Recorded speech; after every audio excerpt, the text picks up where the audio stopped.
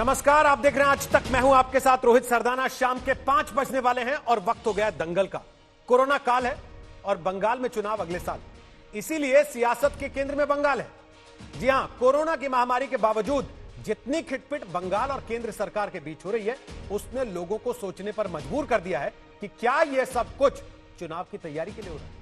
कभी कोरोना के मरीजों की गिनती पर झगड़ा, कभी महामारी के बावजूद सांप्रदायिक मुद्दों पर विवाद, और अब प्रवासी मजदूरों की वापसी को लेकर केंद्र और बंगाल की सरकार आमने सामने। केंद्रीय रेल मंत्री पीयूष गोयल ने आज तक से एक एक्सक्लूसिव इंटरव्यू में कहा था कि बंगाल की सरकार अपने मजदूरों को वापस लाने के लिए ट्रेन चलाने को तैयार नहीं हो रही। रेलवे ट्रेनें चलाने को तैयार बैठा है।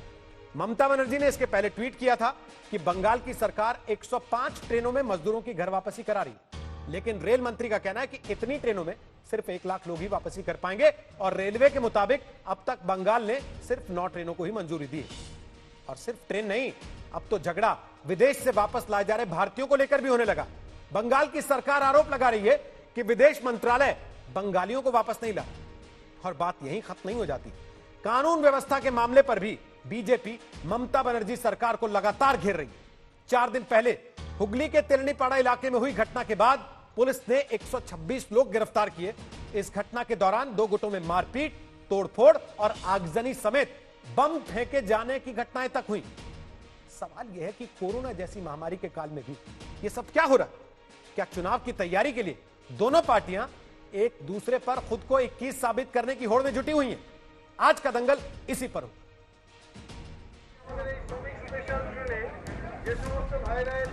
बंगाल के ये प्रवासी मजदूर शुक्रवार को श्रमिक स्पेशल ट्रेन से जलपाईगुड़ी पहुंचे। इनमें बेंगलुरु से आए दार्जिलिंग, जलपाईगुड़ी, अलीद्वारपुर और कूच बिहार के मजदूर हैं। इससे पहले भी बंगाल के प्रवासी मजदूरों को श्रमिक स्पेशल ट्रेनों से घर वापसी कराई गई थी, लेकिन मजदूरों की घर वापसी पर बंगाल की ममता सरकार घिर रही है, क्योंकि रेलवे कह रहा है कि बंगाल प्रवासी मजदूरों को वापस बुलाने में बेहद कंजूसी कर रहा है। रेलवे के मुताबिक राज्यों की मांग के आधार पर अब तक जिन 999 श्रमिक स्पेशल ट्रेनों की मंजूरी है, उसमें बंगाल के लिए सिर्फ 9 ट्रेनें हैं, जबकि श्रमिक स्पेशल ट्रेनों से सबसे ज्यादा मजदूरों को बुलाने वाला राज्य उत्तर प्रदेश है, जिसने 487 स्पेशल ट्रेनें चलवाई हैं। बिहार ने 254 श्रमिक स्पेशल ट्रेनों को राज्य में आने की मंजूरी दी है, यानी 75% से अधिक ट्रेनें सिर्फ यूपी बिहार आई हैं या पाइपलाइन में हैं।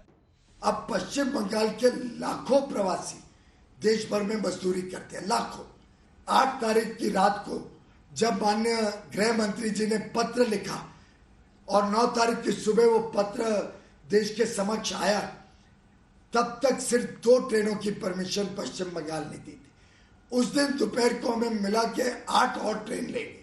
आपको बताते हुए मुझे शर्म आती है कि वो भी सिर्फ 8 में से भी सिर्फ 5 ट्रेन पश्चिम बंगाल ने ली। मजदूरों की घर वापसी के मुद्दे पर पिछले हफ्ते केंद्रीय गृह मंत्री अमित शाह ने भी बंगाल की मुख्यमंत्री ममता बनर्जी को चिट्ठी लिखी थी और कहा था कि मुझे दुख है कि बंगाल सरकार मजदूरों को घर वापसी पर सहयोग नहीं कर रही है। गृह मंत्री की चिट्ठी पर टीएमसी ने जोरदार पलटवार किया था, लेकिन बीजेपी अब न सिर्फ श्रमिक स्पेशल ट्रेनों को लेकर बल्कि घर वापसी में तुष्टीकरण का आरोप भी बंगाल सरकार पर लगा रही है। आपको जान के आश्चर्य होगा कि जहां तक टीएमसी है, वह इसमें भी एक कम्युनल एंगल देख रही है श्रमिकों को लाने में। अजमेर दरगाह से ट्रेन करके वहां से श्रमिकों को ले आती है। जो बंगाल के लोग अजमेर दरगाह में फंसे थे, वहां से तत्कालीन परमिशन देके ट्रेन करके अजमेर दरगाह से लोगों को ले आती है। किंतु बाकी जो बंगाल के लोग अन्य जगहों में फंसे हुए हैं, वहां से एक भी ट्रेन नहीं चलती है। बीजेपी के ताजा हमले से तिलमिलाई टीएमसी बीजेपी को मजदूरों की परेशानी पर आईना दिखाने की कोशिश कर रही है। Minister who has been all but absent during this monumental crisis when millions of poor migrant workers have been abandoned. These people could have been moved in a matter of days, 3 days, 4 days. ममता की मोदी सरकार से लड़ाई नई नहीं है, लेकिन corona के संकट काल में आर पार की नौबत है। यहां तक कि प्रधानमंत्री नरेंद्र मोदी के साथ वीडियो कॉन्फ्रेंसिंग में उन्होंने केंद्र पर संघीय ढांचे को तोड़ने का आरोप लगाया था। पॉलिमी साह के साथ हिमांशु मिश्रा, दिल्ली आज तक। तो आपको बता दें कि आज दंगल में हमारे साथ कौन कौन से मेहमान हिस्सा ले रहे हैं। हमारे साथ दिनेश त्रिवेदी होंगे जो कि सांसद हैं और साथ ही पूर्व केंद्रीय रेल मंत्री और स्वास्थ्य मंत्री रह चुके हैं। टीएमसी का पक्ष रखेंगे, स्वागत है आपका। हमारे साथ जीवीएल नरसिंह राव हैं, वो बीजेपी का पक्ष रखेंगे, वो राज्य के सांसद हैं।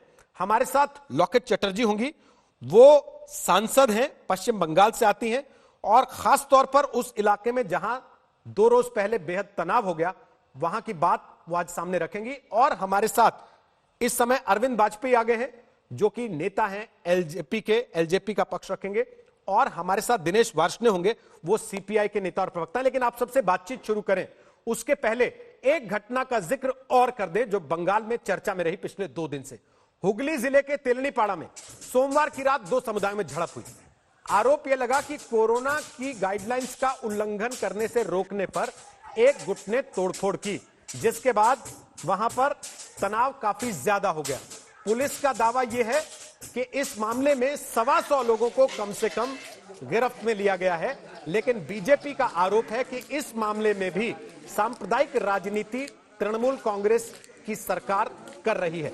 ये तस्वीरें जो हम आपको दिखा रहे हैं वो 11 तारीख की हैं, 11 मई 2020 की। तेलनीपाड़ा इलाका हुगली का, जहां पर यह तनाव हुआ और उसके बाद हालात कुछ देर के लिए बेकाबू हो गए। हालांकि बाद में पुलिस का दावा है कि 125 लोगों को इस मामले में पुलिस ने गिरफ्तार किया। बंगाल की सरकार का और तृणमूल कांग्रेस का यह आरोप है कि बीजेपी कोरोना की महामारी के दौर में भी कम्युनल वायरस फैलाने से बाज नहीं आ रही है। सबसे पहले लॉकेट चटर्जी, क्योंकि आप उस इलाके से आती हैं, उस इलाके की नुमाइंदगी करती हैं, मैं आपसे जानना चाहता हूं कि यह पूरा घटनाक्रम क्या है। देखिए, संडे रात 8:30 बजे, 8 साढ़े 8 बजे चंदन नगर तेलनीपाड़ा में बहुत बारिश हो रहा था। उस टाइम में बहुत सारा 300-400 एक संप्रदाय का लोग आया और हिंदू जो घर है, जो निरीह लोग है, जो नॉन पॉलिटिकल है, जो शांति प्रिय है, उसके घर में जाके लूटपाट किया। बहुत सारा गोल्ड ज्वेलरी का शॉप लूट किया, बहुत सारा जला दिया, बॉम्ब ब्लास्टिंग हुआ। उसके बाद भी 3 दिन तक ये चला। ये पूरा तेलनीपाड़ा का अभी जो सिचुएशन है पूरा स्वसमान हो गया, एकदम कुछ भी नहीं है। लूटपाट हुआ, बहुत सारा जो प्रॉपर्टी भी था उनका बहुत सारा एकदम जला दिया गया, बॉम्ब ब्लास्टिंग भी हुआ। अभी तो पुलिस उधर है, इंटरनेट बंद है। मैं गई थी उधर, 2 दिन मैं गई थी, लेकिन मुझे रोका गया। सीपी ने मुझे मेरे साथ बात भी नहीं किया, नहीं मिला। और डीएम के साथ मैं मिलने का कोशिश किया, धरना दिया, लेकिन डीएम, सीपी, कोई भी व्यक्ति मेरे साथ नहीं मिला। अभी तक सिचुएशन तो गंभीर है। अभी हम लोग भी चाहते हैं शांति रखने के लिए, क्योंकि हम सब लोग अभी कोरोना के लिए लड़ाई कर रहे हैं। लेकिन पश्चिम बंगाल में चंदन नगर तेलनीपाड़ा में कोरोना के ऊपर जो लड़ाई, जो सांप्रदायिक लड़ाई चल रहे है, इसमें पश्चिम बंगाल का सरकार, मुख्यमंत्री को कुछ बोलना चाहिए, इंस्ट्रक्शन देना चाहिए और कड़ी की कड़ी सजा देना चाहिए। जो ही ये काम किया है उसको कड़ी सजा होना चाहिए। लेकिन कड़ी सजा तो ऐसे नहीं हुआ, क्योंकि बहुत सारा जो लोग दोष किया था उसको नहीं उठाया गया, लेकिन जो लोग एकदम कुछ भी नहीं किया उसको उठाया गया है। ये सब चल रहा है, सांप्रदायिक राजनीति चल रहा है। टीएमसी पार्टी, प्रशासन एक साथ होकर राजनीति कर रहे हैं। दिनेश जी, बड़ा आरोप है बीजेपी का कि टीएमसी और प्रशासन एक साथ होकर, एकजुट होकर लड़ रहे हैं, और वो कह रहे हैं कि कोरोना से लड़ने के बजाय लोगों से लड़ रहे हैं। सबको मेरा नमस्कार और आशा है कि जो जितने भी पैनलिस्ट हैं वो सबके परिवार और सब ठीक सही रहेंगे। देखिए, मुझे नहीं लगता है कि हम सब जो रिस्पॉन्सिबल लोग हैं, जो जवाबदारी लोग हैं, उनको नेशनल टेलीविज़न में ऐसी कुछ भी बात करनी चाहिए जिससे जो उचित ना हो। अब मेरे लिए हिंदू, मुस्लिम, क्रिश्चियन, सिख, ईसाई, जैन, बाही, मेरे लिए सब हमारे सब सिटीजन्स हैं, सब भारतीय हैं, सब हमारे भाई बहन हैं। तो मैं तो हिंदू या मुस्लिम या सिख की बात करूंगा ही नहीं, ये सब हमारे अपने लोग हैं, सब भारतीय हैं। तो इस विषय में प्रशासन पर सबको पूरा भरोसा। ये सब इलेक्टेड सरकार है, अपनी जगह पर सब प्रशासन है और सब अपनी तरह इंडिपेंडेंट है। जो ब्यूरोक्रेट्स हैं, जो पुलिस वाले हैं, वो सब जो जनता के लिए सही होता है वही करते हैं और जो कानून होता है उसी को वो लगाते हैं। इसके आगे पीछे मैं नहीं समझता हूँ कि हमें इस मामले को ऐसी कुछ बात करनी चाहिए जो उचित ना हो। आपकी पार्टी कह रही है कि बीजेपी कम्युनल वायरस फैला रही है। आपको लगता है कोरोना वायरस, आवाज बहुत कम आ रहा है जी सर, आपको लगता है कोरोना वायरस से लड़ने की बजाय राजनीतिक पार्टियां बंगाल में आपस में लड़ने पर ज्यादा जोर दे रही हैं? भाई, आपके सवाल में जवाब है कि इस वक्त पूरे दुनिया चाहती है एक हो जाए। हमारे जितने साइंटिस्ट हैं, डॉक्टर हैं, सभी और नर्सिंग स्टाफ, मेडिकल स्टाफ, सभी एकजुट होकर ये हमारी एक बड़ी लड़ाई है जिसको कहते हैं ये बहुत असाधारण समय है। उसमें हमें पूरे भारतवर्ष को एकजुट होकर जैसे प्रधानमंत्री समय समय से एक कुछ आदेश देते हैं, वो हम सब मानते हैं कि वो प्रधानमंत्री है, हमारे भी है, आपके हैं, पार्टी से ऊपर होना चाहिए। तो आपने जो सवाल पूछा उसी में जवाब है, उसीलिए मैं इसमें ज्यादा पढ़ता नहीं हूँ। मैं तो यही कहता हूँ कि आइए सब साथ मिलकर करें और मीडिया के बीच में जाकर ये सब ऐसा लगना कि हम लोग एक दूसरे पर ही कीचड़ उछाल रहे हैं और कोरोना जो साधारण व्यक्ति को तंग कर रहा है उससे हमारी लड़ाई नहीं है। तो मैं समझता हूँ, देखिए चुनाव आएगा, इलेक्शन होगा, हार जीत होगी, जब अच्छे समय होंगे उस समय हम कुछ भी बात कर सकते हैं, मगर ऐसी बात नहीं करें जिसमें नागरिक को क्षति हो, खास करके गरीब। मैं आपके पास आता हूं सर अभी उस विषय को लेकर जिसका मंत्रालय आप पहले संभाल चुके हैं और मौजूदा रेल मंत्री ने कुछ बातें कही हैं जो टीएमसी की सरकार को, पश्चिम बंगाल की सरकार को चुभी हैं।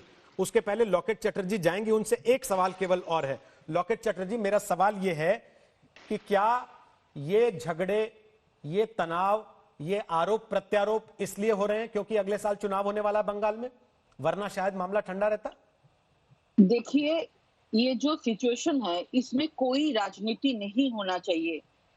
दिनेश जी बोले हैं, जो प्रधानमंत्री जी सबको बोला है, सबको ये मानना होगा, ये महामारी जो एक्ट है इसको सबको मानना होगा, लॉकडाउन सबको मानना होगा, सबके लिए विचार एक ही होगा। जिसको कोविड पॉजिटिव होगा उसको क्वारंटाइन में जाना पड़ेगा, सबके लिए है ये। एक हिंदू के लिए, मुस्लिम के लिए ऐसा कुछ नहीं है, लेकिन सब लोग मान रहे हैं ये, क्योंकि हम लोग चाहते हैं जल्दी जल्दी लॉकडाउन छोड़ के हम लोग जो नॉर्मल जो हमारा लाइफ सिस्टम है उसमें आ जाने का कोशिश कर रहे हैं। लेकिन इसमें कोई लोग, कुछ लोग, अगर हम लोग नाम बोल देंगे तो इसमें हो जाएगा बीजेपी सांप्रदायिक है। तो इसमें कुछ लोग कोविड टेस्ट नहीं कराएंगे, क्वारंटाइन में नहीं जाएंगे, पुलिस के साथ उनका लड़ाई हुआ, मारपीट हुआ, उसके बाद उसको पुलिस ने, प्रशासन ने उसको जो आगे से पूरा अटका दिया था, पूरा सब कुछ देकर, लेकिन उन्होंने ये सब नहीं माना। उनको टेस्ट भी नहीं कराना है, क्वारंटाइन में नहीं जाना है, सिर्फ इसको फैलाना है। आप बोलिए, इसका तो विचार होना ही चाहिए, इसका तो विचार होना ही चाहिए। जब वो मुसलमानों हो जाता है तब लॉकेट चैटर्जी या बीजेपी बोलिए बहुत सांप्रदायिक हो जाते हैं, और जब उठाने का बात है, जो ये जो घटना घटी थी उसके बाद जब उठाने का बात है तो पुलिस ढूंढ के उसमें भी राजनीति कर रहे हैं।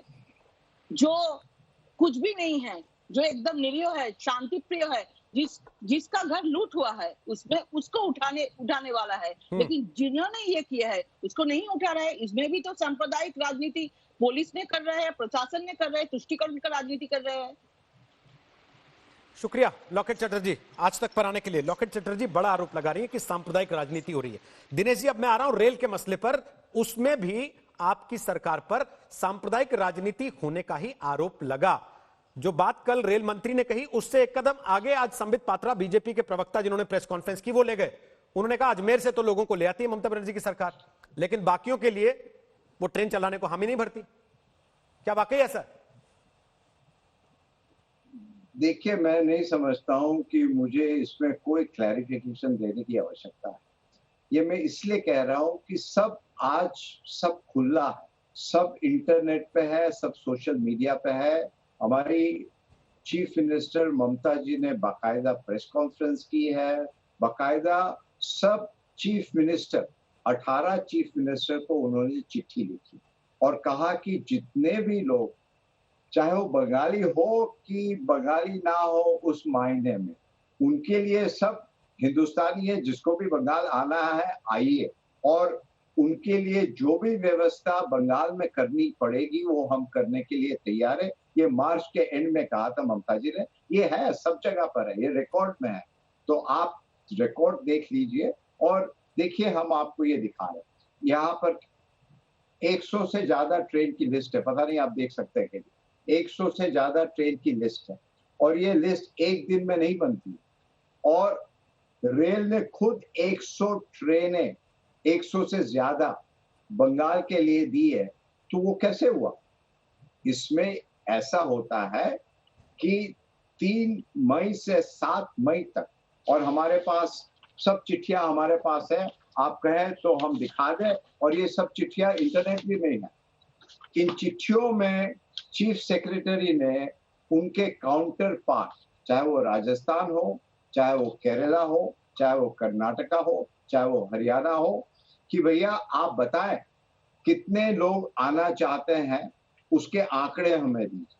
तो देखिए, इसमें बात बहुत बहुत सिंपल सी है कि एक स्टेट में जो रहते हैं, मान लीजिए उदाहरण के तौर पर राजस्थान, वहां के कुछ लोग बंगाल आना चाहते हैं। अब यहाँ बंगाल के प्रशासन को आंकड़े नहीं मालूम होंगे, वो तो राजस्थान सरकार को पता लगेगा कि यहाँ से 5,000 लोग आना चाहते हैं, 15,000 लोग आना चाहते हैं। उसी प्रकार उसी आंकड़े को लेकर राजस्थान सरकार या कर्नाटका सरकार केंद्र को लिखेगी कि यहाँ से 25,000 लोग बंगाल जाएंगे, उसके लिए आप रेल की व्यवस्था कीजिए। क्योंकि आंकड़े तो स्टेट के पास होते हैं, आंकड़े स्टेट के पास होते हैं।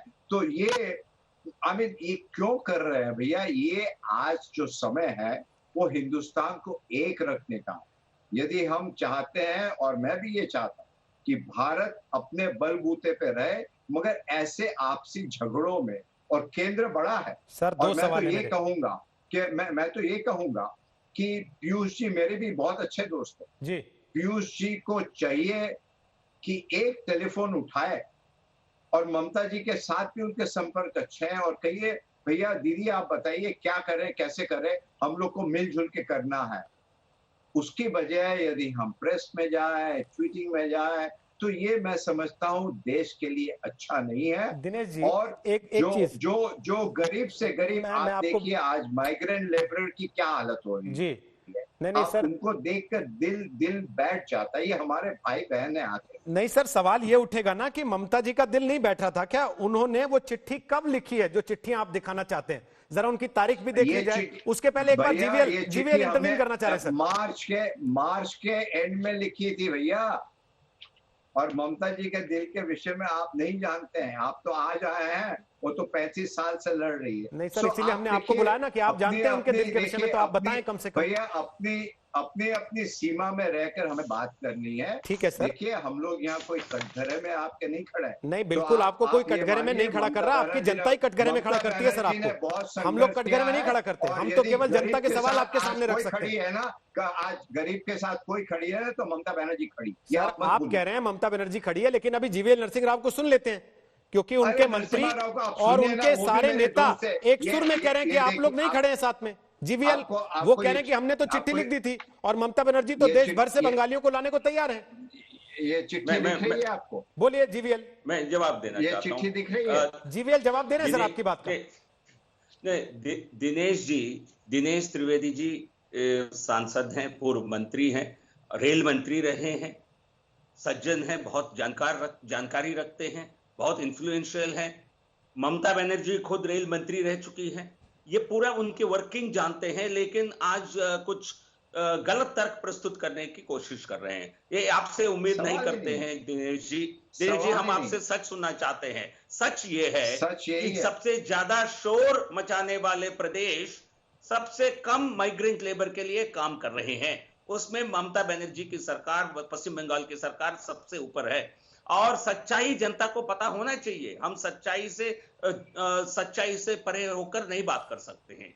सच्चाई ये है कि केवल जिस दिन माननीय गृह मंत्री अमित शाह जी ने चिट्ठी लिखा, तब तक केवल 2 ट्रेन आ चुकी थी पश्चिम बंगाल में, और रिसीविंग प्रदेश के अनुमति के बिना कोई ट्रेन नहीं भेजा जा सकता है। यह गाइडलाइंस केंद्र सरकार ने बनाया है ताकि दोनों प्रदेश आपस में बात करके तय करें। अभी जो मैं आपको बड़ी एक जानकारी दे रहा हूं, जो उत्तर प्रदेश और बिहार ने भेजा है, उसकी तुलना में ना की बराबर है पश्चिम बंगाल। 3 घंटे में आप जिस प्रदेश में चाहते हैं पश्चिम बंगाल के मजदूर को लाने के लिए, सुन लीजिए 1200 ट्रेन रखा गया है। ट्रेन वेट कर रहे हैं आपकी स्वीकृति के लिए। आप अभी बताइए, अब हुआ 5:30 बजे, किस प्रदेश में आपको 8:30 बजे ट्रेन चाहिए बताइए, हम वहां ट्रेन आपके लिए लगाएंगे। किस प्रदेश से आप लाना चाहते हैं बताइए, क्योंकि आप नहीं चाहते हैं। आप सच्चाई से जनता को आप गुमराह नहीं कर सकते दिनेश जी। और केवल इस बात नहीं है, तबलीगी जमात के नाम कोई पत्रकार पूछते हैं तो ममता बनर्जी चिढ़ जाती है। अब तबलीगी के द्वारा जो संक्रमण हुआ है, एक एक करके कर लेते हैं ना। अध्यक्ष को छुपा रहे थे, सुन लीजिए, मुस्लिम और एक एक करके बात करते हैं ना। जीवीएल, क्योंकि आपने कहा मेहरबानी करके देश को मत लड़ाइए, और यदि 100 से ज्यादा लेकिन आप करते वही राजनीति है ना। 100 से ज्यादा मैंने बीच में, तो दिनेश जी मैंने बीच में आपको डिस्टर्ब नहीं किया। एक दिन में तो कुछ हुआ, मैंने आपका सम्मान किया। आप मेरे बात सुनिए। 3 तारीख से 7 तारीख तक दिनेश जी मेरे बात आपको सुनना पड़ेगा, जितना भी आपके लिए इनकन्वीनियंट हो। आपने गाइडलाइंस का उल्लंघन हर स्तर पर किया है। सब आप अभी बता रहे हैं हम सब कुछ आपके केंद्र सरकार के अनुसार हम काम कर रहे हैं। यदि ममता बनर्जी दिनेश जी प्लीज सुन लीजिए मेरे बात, ऐसा नहीं चलेगा। नहीं दिनेश जी, मेरी एक रिक्वेस्ट है आप दोनों लोगों को सुनना पड़ेगा। एक सेकंड, मेरी आप दोनों से एक रिक्वेस्ट है। आज पूरा एक मैंने कुछ बोला ही नहीं है राहुल जी। ये मेरे साथ अन्याय है, ये मेरे साथ अन्याय है, मुझे बोले तो दीजिए। जीवीएल, आपको मौका मिलेगा, आप थोड़ा सा रुकिए तो सही। जीवीएल, आप रेगुलर टीवी पर आते हैं, आप फिर भी जानते हैं चीजों को, वो नहीं आते हैं, एक बार उनको बताने तो दीजिए। आप साथ में बोलते रहेंगे तो मैं कैसे बताऊंगा? आप थोड़ा सा इंतजार करें, मैं बोलता हूं उनसे। दिनेश जी, एक सेकंड। जीवीएल, मुझे भी नॉन स्टॉप बोलना पड़ेगा। एक सेकंड रुक तो जाइए। ट्रेन की तरह मुझे भी बोलना पड़ेगा। चीफ सेक्रेटरी ने लिखा। दिनेश जी, आपने दिनेश त्रिवेदी जी, दिनेश त्रिवेदी जी, कमेटी को अपने सहयोग नहीं। मैं एक सेकंड के लिए आप दोनों की आवाज डाउन करते हुए मैं आप दोनों से एक रिक्वेस्ट कर रहा हूं, एक एक करके बोल लें। अगर आप दोनों एक साथ बोलेंगे तो किसी को समझ में नहीं आएगा। फिर कोई कितना भी बताता है कि हमने इतनी तारीख को चिट्ठी लिख दी थी और हमने इतनी सारी ट्रेन चला दी है। प्लीज मेरा रिक्वेस्ट है आप दोनों से एक एक करके बोलें, एक एक करके अपनी अपनी बात रखें। 1-1 मिनट दोनों ले अपनी अपनी बात रखें। जिनको दस्तावेज दिखाने हैं दस्तावेज दिखाएं, जिनको आरोप लगाने आरोप लगाएं, लेकिन एक एक करके अपनी बात रखें। दिनेश त्रिवेदी जी, आपने जितनी बातें कही शुरू से लेकर अभी तक, जीवीएल नरसिंह राव ने सारी बातें सुनी। मुझे लगता है आपको भी कम से कम उनको सुनना चाहिए एक बार। उसके बाद आप अपनी बात रखें। आपको लगता है कि उनकी बातों में दम नहीं है, आप चिट्ठी रखें सामने, कोई आपत्ति नहीं कर रहा कोई। समय नहीं है। आप देखिए माइग्रेंट लेबर की क्या हालत हो रही है। अरे सर, आप कम से कम सुने तो सही उनके जवाब को। आप अगर ये तय करके बैठे कि केवल आप बोलेंगे कोई दूसरा नहीं बोलेगा तो कैसे चलेगा? मैं जो कह रहा हूं, दिनेश जी उनकी बात तो सुन ले कम से कम आप। मैं झूठी बात सुनना नहीं चाहता हूं। अब झूठ भी आप तय कर देंगे खुद, आप झूठ और सच आप खुद तय कर देंगे। झूठ कराना चाहते हैं क्या? ये झूठ है। चिट्ठी आपने कितनी तारीख की दिखाई और ममता बनर्जी का ट्वीट कितनी तारीख को आया सर कि ट्रेन चल रही है? सिटी ने इंटर मिनिस्ट्रियल कमिटी शेड्यूल है, पूरे ट्रेन का शेड्यूल है यहाँ पर। नहीं रोहित जी, मुझे बोल दिनेश जी, अब उनकी बात तो सुन लीजिए। ऐसा नहीं होगा कि मैं झूठ बात। अरे दिनेश जी, आप उनकी बात तो सुन लीजिए। आप मंत्री रह चुके हैं, 2 मंत्रालय संभाल चुके हैं, रेल मंत्रालय आप खुद चला चुके हैं। उसके बाद भी आप अगर ये कहें कि नहीं जज मैं बनूंगा, तो सर ये तो उचित नहीं है ना। आप अपने तथ्य रख रहे हैं, वो अपने तथ्य रख रहे हैं। नहीं रोहित जी, जनता बने आपको, दर्शक बनने जज दिखा रहे हैं आपको। ये चिट्ठी नहीं ठीक है, आप अपने काउंटर दिनेश जी, दिनेश जी, आपने हिंदू मुस्लिम में रोहित जी, दिनेश जी, मैं आप दोनों से एक रिक्वेस्ट कर रहा हूँ, आप दोनों सीनियर लीडर्स हैं, नहीं आप करते हैं ना ये राजनीति, हम आपके आप करते हैं सांप्रदायिक राजनीति, पर लेकिन जब हम उसको आपको एक्सपोज करते हैं आपको दिक्कत होती है। भाई है, मेहरबानी करके ये देश सुन लीजिए, सुनने के बाद बोलिए रोहित जी। मुस्लिम सब हमारे भाई है, आज हिंदू मुस्लिम का मसला कौन मना कर रहा है? अच्छा सुन लीजिए, आप ही 107 ट्रेन, 1 मिनट का समय दीजिए मुझे। जो 107 ट्रेन की आप जो बात कर रहे हैं ना, एक दिन में 107 ट्रेन आपके लिए चला सकते हैं। ट्रेन का शेड्यूल कहां से आया? आप लगातार 1 महीने 107 ट्रेन चलाएंगे तभी आपको आप ये आप अपने मजदूर को ले पाएंगे राज्य में। ये रेल मंत्रालय ने दिया, ये कहां से आया? 107 ट्रेन एक दिन में भी चला सकते हैं आप। आपके लिए रेलवे चला सकती है, पर लेकिन आप चाहते हैं जून महीने तक जानकारी नहीं है, केवल 300 ट्रेन 107 ट्रेन चले। ये ट्रेन तो इसमें का कितने जो लोगों को ले शेड्यूल है जाएंगे? वो कहां से 100 से ज्यादा देखिए रोहित जी, मैं ऐसे डिबेट दिनेश जी ऐसे डिबेट नॉर्मली नहीं करते हैं। आज वो कमजोर विकेट पर है, इसलिए डिबेट को खराब कर रहे हैं। दिनेश जी बहुत अच्छे डिबेट करते हैं, आज जानबूझकर आप झूठ पे झूठ बोल रहे हैं, जानबूझकर डिस्टर्ब कर रहे हैं ताकि जनता को सच्चाई न पता चले। आप बोलिए ना, आप सच्चाई, मैं आपको कह रहा हूँ 107 ट्रेन हम हर दिन चला सकते हैं आपके लिए। झूठ सुनने के आदि नहीं, हर दिन चलाएंगे तब भी आपके मजदूर 1 महीने के बाद भी लाखों लोग रह जाएंगे। ये आप चाहते हैं 2 महीने में एक माइग्रेंट लेबर है उसको देखिए, वो भी तब आप रिक्वेस्ट करते हैं जब गृह मंत्री जी आपको चिट्ठी लिखते हैं, उसके पहले गृह मंत्री बिल्कुल शेड्यूल आया, ये गृह मंत्री के पहले शेड्यूल आया है, ये देख लीजिए। लेकिन 107 ट्रेन से आप करेंगे क्या भैया? गृह मंत्री की चिट्ठी के पहले शेड्यूल आया है, केवल 100 ट्रेन लेंगे तो मजदूर कहां जाएंगे? देखिए नहीं, मैं आपका जो अभी जो लेटेस्ट प्रपोजल है उस पर मैं सवाल उठा रहा हूं।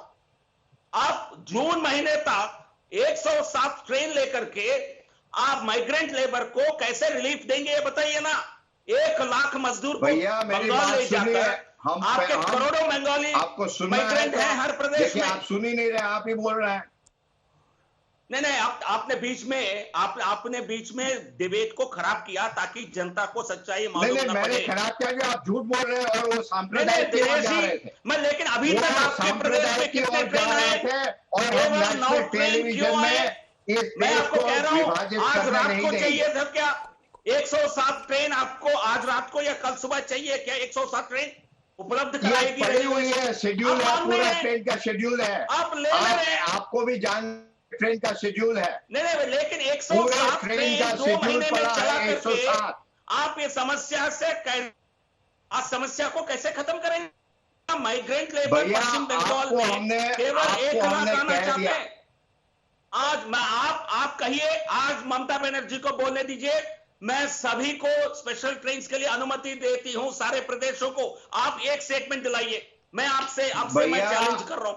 आप ममता बनर्जी को कहिए, मैं सभी प्रदेशों को, सभी मुख्यमंत्रियों को मैं ये सूचना देती हूँ, मैं तैयार हूँ, आप कहीं से भी ट्रेन भेजिए। जा रहा है भैया, झूठ नहीं, आप बोलिए ना ममता बनर्जी एक क्लीन सर्टिफिकेट दे दे। समय नहीं है। नहीं, ममता बनर्जी देखिए, आप कुछ करते नहीं है, आप कुछ कर नहीं रहे, आप कुछ कर नहीं रहे और राजनीति कर रहे हैं, इसलिए हम आपको एक्सपोज कर रहे हैं। आज ममता बनर्जी को कहिए, सारे मुख्यमंत्रियों को एक चिट्ठी लिखे, आप जहां से हमारे मजदूर को भेजना चाहते हैं हम लेने के लिए तैयार हैं। एक चिट्ठी क्या कर रहे हैं? मैं आपसे केवल एक चिट्ठी मांग रहा हूं दिनेश जी। लाखों की संख्या में दिनेश जी अब वरिष्ठ हैं, आपसे केवल ये जवाब दीजिए। मुख्यमंत्री जी से केवल एक चिट्ठी मांग रहे हैं, कोई जवाब नहीं है। मैं खुद अपने प्रदेश से 5-6 ट्रेन को कल परसों भिजवा दूंगा। मैं बता रहा हूं आपके पास कोई कितने लोग हैं आपके हर प्रदेश में हैं। आप एक चिट्ठी लिखने के बोल दीजिए ना ममता बनर्जी जी को, जहां से स्पेशल ट्रेन भेजना चाहते हैं भेजिए, हम तैयार हैं लेने के लिए। आप रोक रहे हैं, आप नहीं आने दे रहे हैं, और दूसरा हमारे ऊपर इल्जाम लगा रहे हैं। झूठ बोल रहे हैं। दोष आपका है, दोष टीएमसी सरकार का है, दोष प्रदेश सरकारों का है, और वो हम पर थोपने की साहस कर रहे हैं, इसलिए हम आपको एक्सपोज कर रहे हैं। क्या ममता बनर्जी ऐसा कोई चिट्ठी लिखेगी क्या? खुद हो गए। नहीं, मैं दिनेश जी, ममता बनर्जी जी ऐसा कोई चिट्ठी लिख सकती है क्या? मैं आपसे रिक्वेस्ट कर रहा हूं, क्या आप उनसे रिक्वेस्ट कर सकते हैं?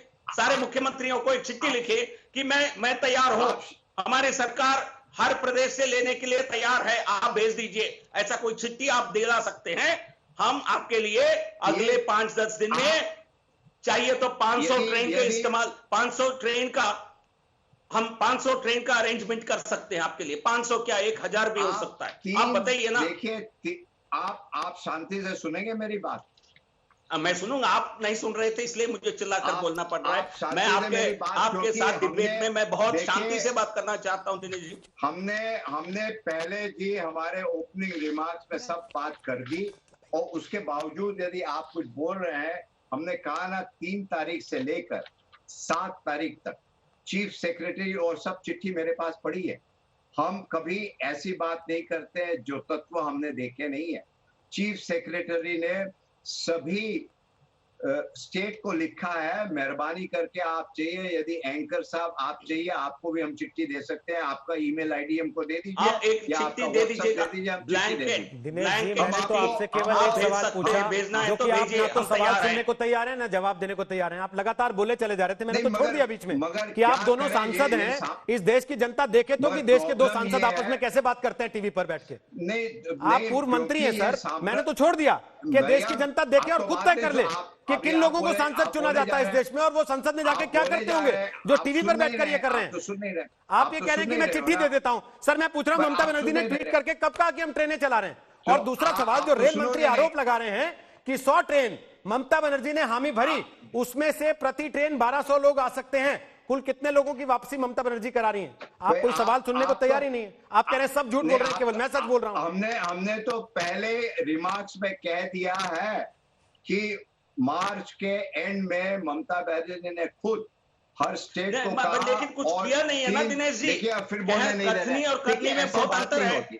ऐसे बात नहीं होती है, या तो हमें सुने से काम नहीं होती है ना। आप भी कर रहे थे, यही आप भी कर रहे थे, यही आप भी कर रहे थे। बात नहीं होती, आप दोनों ही तो एक दूसरे को सम्मान देने को तैयार नहीं है सर। मैं तो पूरा सम्मान दे रहा हूँ और पूरा स्थान भी दे रहा हूँ। मुझे दुख का हुआ कि आप रेल की बात करते करते सांप्रदायिक की बात करने लगे। उनका आरोप ही यही है कि आप अजमेर से लोगों को ले आए, बाकी जगह से नहीं ला रहे। क्या आरोप है? उनका आरोप ही यही है, कटघरे में खड़े क्या? वो तो आपके ऊपर आरोप लगा रहे हैं सीधा सीधा कि आप इसमें भी अपीजमेंट कर रहे हैं। कौन होते हैं? आप यहाँ सांप्रदायिक की बात मत कीजिए। लोकतंत्र में कोई भी आरोप लगा सकते हैं। सब हमारे हिंदुस्तान के भाई बहन हैं, मेहरबानी करके ये आप सांप्रदायिक की ओर मत ले जाइए। इसमें देश का नुकसान है, गरीबों का नुकसान है। रेल की लेकिन आप करते ही है ना, वो सांप्रदायिक की ओर शर्म क्यों है दिनेश जी? आप सांप्रदायिक राजनीति करते हैं, लेकिन शर्म क्यों महसूस कर रहे हैं? आप खुले मन से एक्सेप्ट करिए। हमें नहीं, आप देखिए, हम ये झगड़े के आदी नहीं है। मुझे गुस्सा इसीलिए आता है कि आप रेल की बात करते करते हिंदू मुस्लिम की बात पे चले गए। ये देश के लिए अच्छा नहीं है, और मैं नहीं चाहता हूं कि आप नेशनल टेलीविजन में एंकर साहब, आप नेशनल टेलीविजन में मेहरबानी करके देश पर कुछ रहम कीजिए। दिनेश जी जरा रुकिए ना, लाइन पर रहिए जरा। दिनेश जी आप रहिए ना, बाबुल सुप्रियो भी आ गए हैं, केंद्रीय मंत्री हैं बाबुल सुप्रियो, बंगाल से आते हैं। जरा उनसे भी एक बार सवाल ले लेते हैं ना कि भाई ऐसा क्यों है जिस पर आप आरोप लगा रहे हैं। भाई दिनेश त्रिवेदी पूर्व मंत्री रेल के, बाबुल सुप्रियो वो कह रहे हैं कि आप लोग सांप्रदायिकता की राजनीति कर रहे हैं ट्रेन के नाम पर भी, और ये मुझे पसंद नहीं है। वो कह रहे हैं भाई ट्रेन पर सांप्रदायिकता की राजनीति कहां से आ गई? देखिए दिनेश जी के साथ मेरी अच्छी मित्रता है।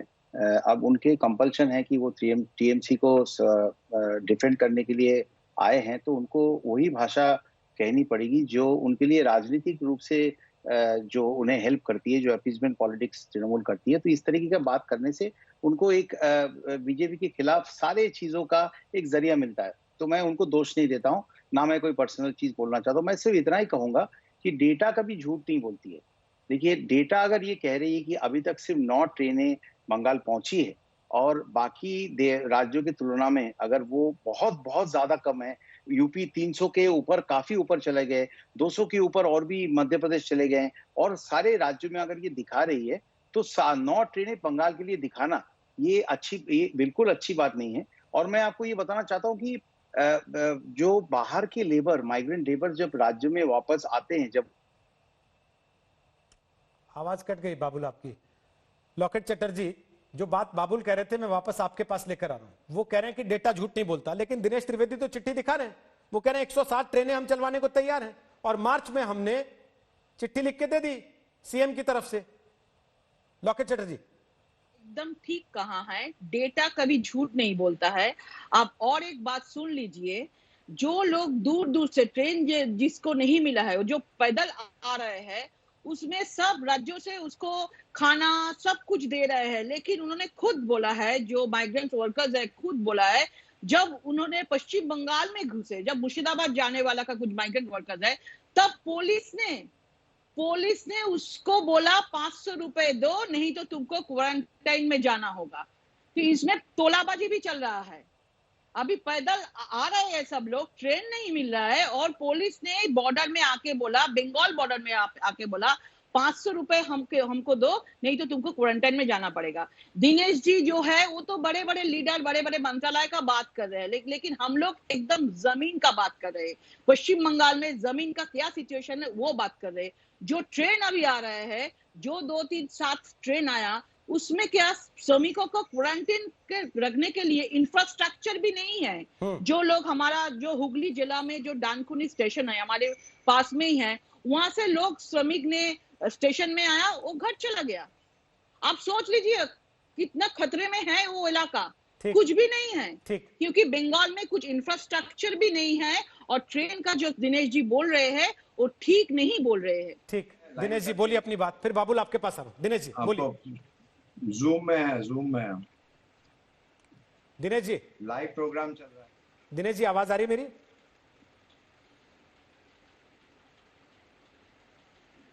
दिनेश जी मुझे सुन पा रहे हैं आप? शायद दिनेश जी से लाइन कट गई, वो दूसरे लाइन पर। बाबुल सुप्रियो, उनका बड़ा आरोप यह है कि आप इस राहत के काम में भी किसी ना किसी तरीके से सांप्रदायिकता को लेकर आना चाहते हैं। इसीलिए आज जो बीजेपी की प्रेस कॉन्फ्रेंस हुई उसमें आप लोगों ने यह कहा कि साहब देखो अजमेर से ले आए, बाकी जगह से नहीं ला रहे।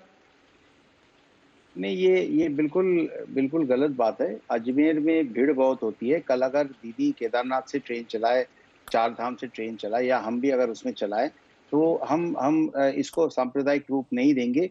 मैं सिर्फ आंकड़ों पे जाना चाहता हूं। मैं समझता हूं कि जब बार बार प्रधानमंत्री जी के साथ मुख्यमंत्री जी की मीटिंग हो रही है, मैं समझता हूं कि बाहर के श्रमिक जब एक राज्य में घुसते हैं तो बहुत सारे प्रिकॉशंस लेने पड़ते हैं, उनको क्वारंटाइन करें या ना करें। जैसे कर्नाटक में हमने देखा कि आज सुबह क्या वहाँ पे स्थिति हुई है, थोड़ा सा तनाव वहाँ पे पैदा हो गई थी। तो बंगाल में जब वो आए, उनको कैसे क्वारंटाइन करें, कैसे उनकी बंदोबस्त करें, हजारों की संख्या में जब लोग वापस आएंगे, तो इसमें दिक्कतें राज्य सरकारों को होती है। शुरुआत में थोड़ा वक्त भी लग सकता है ये पूरी बंदोबस्त करने के लिए, लेकिन थोड़ी देर पहले दीदी ने ये बात कही कि अगले 30 दिन में हम 105 ट्रेन चलाने के लिए हम रेडी है। लेकिन अगले 30 दिन में 105 ट्रेन अगर आप चलाएंगे तो बाकी स्टेट जब 400 के करीब पहुंच गए, अभी तक हम 9 पे क्यों रुके हैं? मेरा एक ही सिर्फ क्वेश्चन है दीदी से, कि एक ही क्वेश्चन है, लास्ट में एक लाइन बोल दूं सिर्फ 15 सेकंड, कि प्रधानमंत्री जी के साथ आपका इतनी बार बात हो रही है, आप कह रहे हैं कि अगर दीदी की बात हम मान ले कि केंद्र से इतना पैसा बाकी है, उनको मिलना चाहिए, तो क्या प्रधानमंत्री जी को नहीं कह सकते कि बाहर से ये श्रमिकों को बंगाल में लेके आना बहुत जरूरी है, और लेकिन हमारे पास वो साधन नहीं है या हम किसी वजह से वो कर नहीं पा रहे, तो केंद्रीय सरकार हमको इस चीज में सहायता करे? तो आपको क्या लगता है कि प्रधानमंत्री जी ना बोलेंगे या केंद्र हेल्प नहीं करेंगे? अगर किसी वजह से, ये तो स्पष्ट है कि राज्य सरकार इतने सारे ट्रेन हाँ नहीं कह पा रहे, इसीलिए 9 पे अटके हुए हैं, तो क्यों ये पॉलिटिकल फाइट, पॉलिटिकल ईगो के वजह से इन माइग्रेंट श्रमिकों को तकलीफ में लाए? दूसरी बात, एक छोटी लाइन बोल दो सिर्फ, कांग्रेस में कल राहुल गांधी जी ने कहा है कि इन माइग्रेंट लेबर्स की चीख को हम प्रधानमंत्री जी के कान तक पहुंचाएंगे। राहुल गांधी जी कुछ ऐसे लॉजिकल बात तो करते नहीं है जो गवर्नमेंट जिस पे अमल करे। जो कांग्रेस शासित राज्य है उनका आंकड़ा देखिए, कितने ट्रेन वो अपने राज्य में श्रमिकों को वापस लाने के लिए चलाए। वो चाहते हैं कि ऐसे माइग्रेंट लेबर सड़कों पे चले, और वो चीखे चिल्लाए तकलीफ में आ जाए और उस चीख को बाबुल सुप्रियो, आप सरकार के मंत्री हैं केंद्र की, पार्टी के नेता बाद में हैं और केंद्र की सरकार के मंत्री पहले हैं जो देश चला रही है इस समय। तो अगर केंद्रीय रेल मंत्री जब ये बता रहे हैं कि छत्तीसगढ़ ने, राजस्थान ने, पश्चिम बंगाल ने ट्रेनें नहीं चलाई, तो ये भी तो बताएं ना सर, उत्तर प्रदेश और बिहार के मजदूर वो क्यों पैदल भाग रहे हैं? उनके लिए तो ट्रेनें चल रही हैं। इसकी तो जवाबदेही उनकी अपनी सरकारों की है ना सर। मैं आपको सिंपल से जवाब देता हूँ, क्योंकि देखिए महाराष्ट्र में अगर आप कहें, मैं बॉम्बे में 25 साल रह चुका हूँ, मैं आपको बता रहा हूँ महाराष्ट्र के श्रमिक बाहर जाके काम बहुत कम करते हैं। बिहार और यूपी के बहुत सारे श्रमिक महाराष्ट्र में आते हैं। वैसे बिहार और यूपी से सबसे ज्यादा संख्या में श्रमिक जो है वो बाहर के राज्यों में काम करते हैं। ये सच्चाई है, इसको मानना पड़ेगा। और उसीलिए ये दो राज्य जो है सैकड़ों ट्रेन अगर चला रहे हैं तो भी मजदूरों के लिए कम पड़ रहे हैं। अगर 350 पौने 400 ट्रेन चली है, अगर बिहार ने चलाई है, अगर उत्तर प्रदेश ने चलाई है, तो लिहाजा ये तो लॉजिकल बात है कि बहुत सारे श्रमिक अपने घर पे पहुंचे। लेकिन इतने सारे बिहार और उत्तर प्रदेश के भाई हमारे बाहर के राज्यों में काम कर रहे हैं कि सबको उन ट्रेनों में जगह नहीं मिली है, उससे यूपी और बिहार और ज्यादा ट्रेन चलाने की कोशिश कर रहे हैं। लेकिन कुछ लोग जो है वो तकलीफ में है तो वो इंतजार भी नहीं कर सकते, हम उसकी दर्द को समझ नहीं पाएंगे। दिनेश जी से आपकी बात का जवाब लेता हूं, जो आपने ये कहा लॉजिक है, मैं आपको पॉलिटिक्स नहीं कर रहा। ठीक, जो आपने कहा मैं उस पर दिनेश जी से जवाब लेता हूं। दिनेश जी, आपको मेरी आवाज आ रही होगी अब, उम्मीद करता हूं। बाबुल सुप्रियो ये कह रहे हैं कि 9 ट्रेन चली है केवल, और 30 दिन में 100 ट्रेन चलाकर वो लक्ष्य हासिल नहीं कर पाएंगे, ट्रेन ज्यादा होनी चाहिए। एंकर साहब, मैंने बाबुल सुप्रियो की बात सुनी, मेरी आवाज आ रही है? जी अब आ रही है, सबको आ रही है, उम्मीद करता हूँ, बोलिए। अच्छा, क्या है कि अब शांति से बात हो। बाबुल जी मेरे बहुत ही अच्छे मित्र हैं, नरसिम्हा राव भी अच्छे मित्र हैं, मगर हमने प्रोग्राम के आरंभ में ही तत्व आपके सामने रख दिए और वो तत्व हम बार बार दोहराने की जरूरत नहीं होती है। बहुत प्यार से, बहुत शांति से सब तत्व रख दिए। 160 ट्रेन का स्केड्यूल भी बना हुआ है और ट्रेन कैसे चलती है, जैसे हमने उदाहरण भी दिया था कि राजस्थान से यदि 25,000 माइग्रेंट बंगाल आने वाले हैं तो वो उनको पहले बताया कि भाई 25,000 माइग्रेंट आने वाले हैं, उसी प्रकार से ट्रेन का जो आवंटन होता है वो राजस्थान सरकार केंद्र सरकार को बोलती है कि यहाँ से 25,000 जाएंगे, क्योंकि बंगाल में रहकर हमें तो पता नहीं होगा कि कौन है, कहां से क्या आना चाहता है। तो पहले जो ट्रेन भेजने वाले, जो मजदूर माइग्रेंट भेजने वाले स्टेट होते हैं, उनका संपर्क होता है जो रिसीव करने वाले स्टेट होते हैं, उसी के आधार पर होता है। ऐसा नहीं होता है कि हम सीधा केंद्र को लिख दे कि हमें इतनी ट्रेन चाहिए। उसके बावजूद ममता जी ने मार्च के आखिर में हर चीफ मिनिस्टर को लिखा था, और हम जो आपको चिट्ठी दिखा रहे थे ना, वो चीफ सेक्रेटरी ने 3 से 7 मई, और उसके बाद हमारे होम मिनिस्टर, उसके बाद उन्होंने ट्वीट किया या जो भी किया। एक दिन में ट्रेन नहीं हो सकती, ये तो पहले से चल रहा है। मेरा कहने का एक ही मकसद है, और मैं बहुत शांति से कहना चाहता हूँ कि ये चुनाव की लड़ाई चुनाव के टाइम में, अभी तो भारत पर जो पूरे दुनिया पर जो विपत्ति आई है उसको हम लोग को सबको मिलजुल कर लड़े। यहाँ हिंदू मुस्लिम, ये मुसलमान ने ये कहा, हिंदू ने ये कहा, उसके ये बात के लिए, ये डिबेट के लिए हम तैयार नहीं है और हम करेंगे भी नहीं, क्योंकि मेरे लिए सब हिंदुस्तानी है। और उसी लिए हमने बीच में जब टोका था, क्योंकि मुझे सही माने में देश की पड़ी है, मैं समझता हूँ नरसिम्हा राव को भी पड़ी होगी, तो इसमें आज ये हिंदू मुस्लिम करने की आवश्यकता नहीं है। ट्रेन की बात है, और फिर माइग्रेंट लेबर की, जो आपने भी सही कहा कि भाई प्रेग्नेंट विमेन, वो अपने पति उसको खींचकर, ट्रॉली खींच के ले जा रहा है। आज वो दृश्य ऐसा है, जब पार्टीशन का जो दृश्य था वैसा ही दृश्य हमारे सामने आ रहा है। ठीक है, तो इसको लेकर यदि हम लोग मिलकर, उसको भी हम लोग को मिलकर करना है, वो भी हमारे भाई बहन है, वो चाहे यूपी के हो, कर्नाटक के हो, आंध्र प्रदेश के हो, हम सब आपस में भाई हैं। सर वो हर तो कह रहे हैं कि हम सब आपस में भाई हैं। एक सेकंड लगेगा, हम खत्म कर सर टीवी पर तो सारे कहते हैं आकर के आपस में भाई हैं। देखिए, लेकिन दिक्कत कहाँ आती है? देखिए आप, अब प्रॉब्लम क्या है कि हम लड़ने के लिए तैयार नहीं है। इस प्रकार कि 4 आदमी को बिठा दिया। सर मैं तो केवल बाबुल सुप्रियो से आपकी बात करा रहा हूँ, और पहले भी केवल जीवीएल से करा रहा था, लेकिन तब आप सुनने को तैयार नहीं थे उनको। अब आप प्रॉब्लम ये है ना एंकर साहब कि आप बीच में बोलते हैं। सर मैंने उसी पूरा में समय हमारी दिया बात पूरी आपको, होती नहीं है। लेकिन 40 अभी मिनट के उसकी बात प्रोग्राम में पूरी नहीं अगर होती 3 है। लोग बात करने वाले हैं तो ये आपको भी समझना होगा ना सर कि दूसरा नहीं, आदमी भी कह बोलेगा। दिया ना हमने। 2 लोग इस हमने पैनल में कह ऐसे हैं दिया। जिनको अभी तक बोलने का भाई मौका नहीं हमने मिला है। आप इस बात को जानते हैं? भैया हमने कह दिया हमारी 2 बात लोग इस जो पैनल थी, में ऐसे हैं जो हमने अभी कह तक दी। बोल नहीं पाए। भैया हमने हमारी बात जो कहनी थी वो हमने हाँ कह तो सर दी केवल कहना कि नहीं है ना, सुनना भी है। सच्चाई सब तो अब जरा सामने है। बाबुल सुप्रियो को सुन भी हो लीजिए एक गया बार, वो ना, आपकी जो बात पर पूछा जवाब दे रहे हैं जो जवाब आपने दे कही दिया। कि भैया, उनको मैं क्यों एक आपत्ति छोटी सी आपकी बात बात से से। दिनेश बाबू दा, सुप्रियो, दिनेश दा, बोलिए। दिनेश दा, बताइए। एक छोटी सी बात। बाबू जी छोटी- आई होप आपका स्वास्थ्य वगैरह ठीक है। आई होप परिवार सब ठीक है। I am doing fine sir, thank you so much. एक छोटी सी बात Thank मैं you. बताऊं, देखिए आप थोड़ी देर के बाद फेसबुक में जाके देख सकते हैं। मुझे ऐसा लगा था कि आसनसोल में कोई ट्रेन की स्टॉपेज नहीं है, उतने ट्रेन आ नहीं रहे, लेकिन आसनसोल के बहुत सारे लोग बाहर हैं। मैं फेसबुक पे एक पोस्ट किया कि आप लोग प्लीज, मेरा आसनसोल का ऑफिस का नंबर मैंने दिया और मैं बोला कि फेसबुक में आप लोग लिखिए आप लोग कितने बंगाली कौन से राज्य में कहाँ कहाँ ठहरे हुए हैं। आप प्लीज वहां पे उस फेसबुक में 1 घंटे के बाद जाके देखिए। इस वक्त as I talk to you मेरे पास 645 लोगों की लिस्ट है। सारे लोग उसके नीचे उन्होंने बताई है कि वो कहाँ कहाँ खड़े हुए। तो एक आपका लॉजिक जो है मैं बाई नहीं करता हूं कि वो स्टेट जब तक आपको ना बताएं कि वहां पे कितने बंगाली श्रमिक है तब तक आप उसको लेके नहीं आ सकते। मैं समझता हूं नहीं, कि आप ऐसा हम नहीं। सबको ये कोशिश करनी पड़ेगी कि हमारे जो कॉल नंबर्स है, जो हमारे टोल फ्री नंबर्स है, वो सही काम करे। और अगर दीदी का पॉपुलर ट्विटर फेसबुक पेज है, वहां पे अगर लोगों को अगर रजिस्टर करने के लिए बिठाए, अगर मैं 10 आदमी को बिठा के वो रजिस्टर बना सकता हूं तो सरकार जरूर बना सकती है। ये मैं आपको एक उपाय बता रहा हूं, मैं आपकी आलोचना नहीं कर। ठीक है सर, आप दोनों का धन्यवाद। मैं जीवीएल जाने से पहले केवल एक कमेंट आपसे ले रहा हूं। 2 करोड़ यात्री रेलवे ले जा सकता है हर दिन एक जगह से दूसरी जगह। क्या आप तैयार हैं इस समय की रेलवे सारी ट्रेनें चला दे? और दूसरी बड़ी बात यह है सर कि केवल ट्रेन को लेकर इतना झगड़ा क्यों हो रहा है? बसेस चला देते ना सर, बस चला देते, कम से कम छोटी दूरियों के लोग वो एक जगह से दूसरी जगह पैदल जाने को मजबूर नहीं होते। नहीं रोहित जी, ट्रेन केंद्र सरकार के अधीन केवल रेल संस्था है। केंद्र सरकार सर कितने राज्यों में आपकी सरकारें भी तो हैं, वगैरह नहीं है, वहां बस चल रही है क्या? जो ट्रेन हैं बट लेकिन हमारी ट्रेन की यूटिलाइजेशन कहाँ हो रही है? बहुत डिमांड तो बहुत पहले चीखने में बहुत बड़े बड़े लोग बड़े डिमांड किए राज्य सरकारों ने। 1200 ट्रेन लगाए, वो कहाँ चल रहे हैं? 3 घंटे में कहीं भी ट्रेन उपलब्ध करा सकते हैं। ये सरकार का ये अभी एक 1200 ट्रेन लगाए हैं, वो कह रहे हैं कि वही यूज नहीं हो पा रही हैं क्योंकि राज्य इस पर मांग नहीं रख रहे हैं।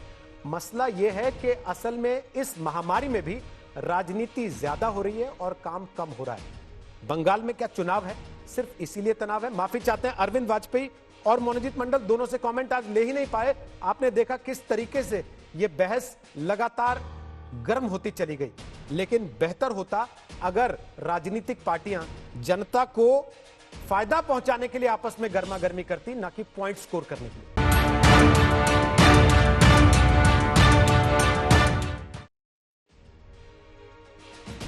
तो दंगल के आखिरी पड़ाव पर आपको केवल इतना बता दें कि दंगल आप अपने मोबाइल पर भी देख सकते हैं। डाउनलोड करिए हमारा मोबाइल ऐप।